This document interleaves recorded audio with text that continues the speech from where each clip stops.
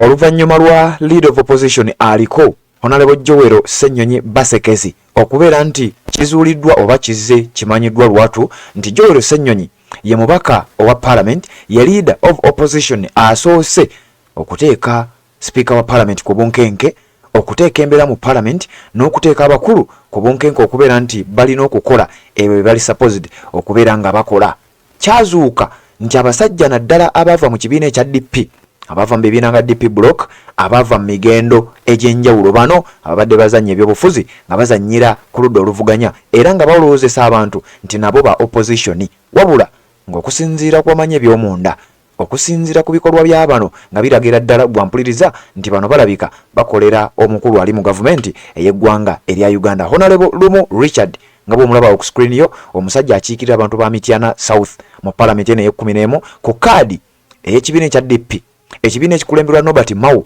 nga Nobert Mao kati wetwogerera ekibiina ekyo yakitwala era nga kikolera wamu ne General Yoweri Kaguta Museveni. Wetwogerera ng'etteeka oba ebbago lye yali agezaako okubeera nga aleeta ery'okulaba nti leader of opposition Honorable Joel Ssenyonyi oba leader of opposition yenna abaanaddako mbu abeere ng'alondebwa mu paalamenti era ng'akubwako akalulu.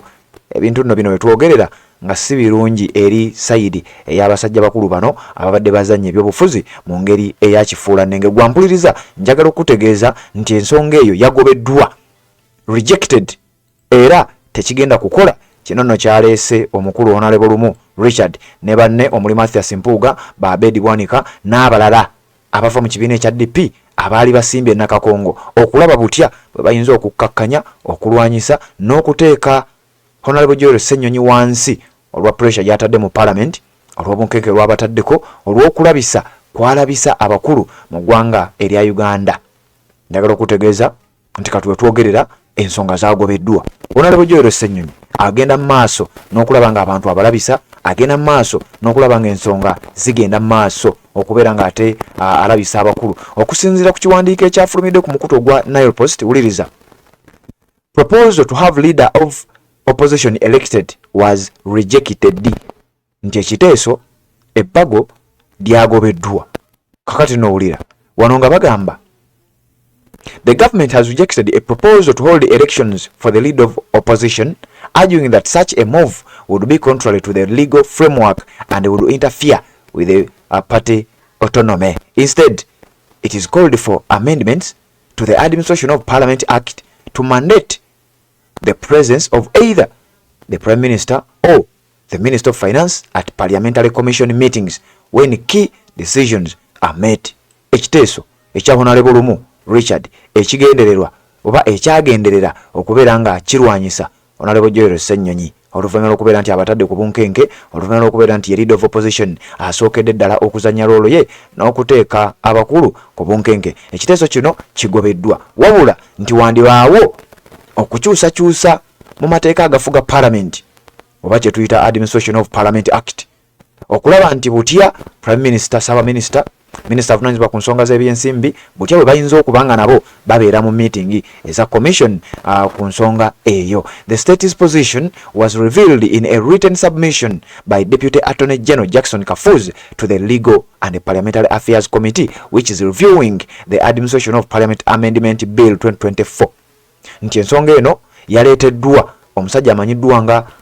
Jackson Kafuzi ono nga ye Deputy Attorney General era yagireese n'ajanjulira akakiiko akakwasaganya ensonga eno akamanyiddwa nga Legal and Parliamentary Affairs Committee, nga akakiiko kano ke kalondoola n'okulabirira oba n'okulabiriza kye bayita Administration of Parliament Amendment Bill eya 2024 eyabadde ereeteddwa omubaka amanyiddwa nga Honorable Lumu, omusajja wa DP eyabadde oba oliawo okusinziira ku bigambibwa nti yabadde agezaako okulaba nga akakkanya balwanyisa n'okuteeka wansi Honorable Joel Ssenyonyi. The bill proposed by Mityana South MP Richard Lumu seeks to introduce reforms including allowing other opposition parties to elect